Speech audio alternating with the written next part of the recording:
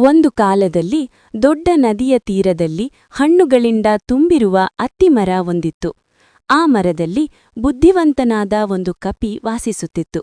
ಪ್ರತಿದಿನ ಕಪಿ ರುಚಿಯಾದ ಅತ್ತಿಹಣ್ಣುಗಳನ್ನು ತಿನ್ನುತ್ತಾ ಸಂತೋಷದಿಂದ ಬದುಕುತ್ತಿತ್ತು.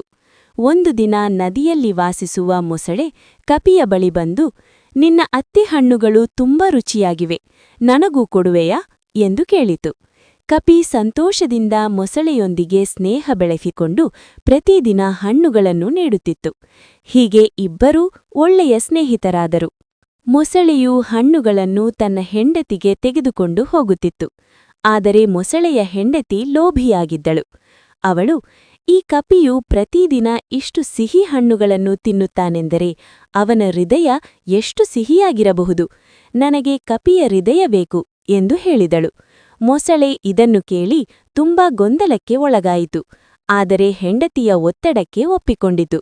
ಒಂದು ದಿನ ಮೊಸಳೆ ಕಪಿಯನ್ನು ತನ್ನ ಬೆನ್ನು ಮೇಲೆ ಕುಳ್ಳಿರಿಸಿಕೊಂಡು ನದಿಯನ್ನು ದಾಟಿಸುತ್ತಿದ್ದಾಗ ಸತ್ಯವನ್ನು ಹೇಳಿಬಿಟ್ಟಿತು. ಇದನ್ನು ಕೇಳಿದ ಕಪಿ ಭಯಪಡಲಿಲ್ಲ. ತಕ್ಷಣ ಬುದ್ಧಿವಂತಿಕೆಯಿಂದ, ಅಯ್ಯೋ ಸ್ನೇಹಿತನೇ, ನೀನು ಮೊದಲೇ ಹೇಳಬೇಕಿತ್ತು, ನಾನು ನನ್ನ ಹೃದಯವನ್ನು ಮರದ ಮೇಲೆ ಇಟ್ಟು ಬಂದಿದ್ದೇನೆ, ಮರದ ಬಳಿ ಹೋದರೆ ಕೊಡುತ್ತೇನೆ ಎಂದು ಹೇಳಿತು.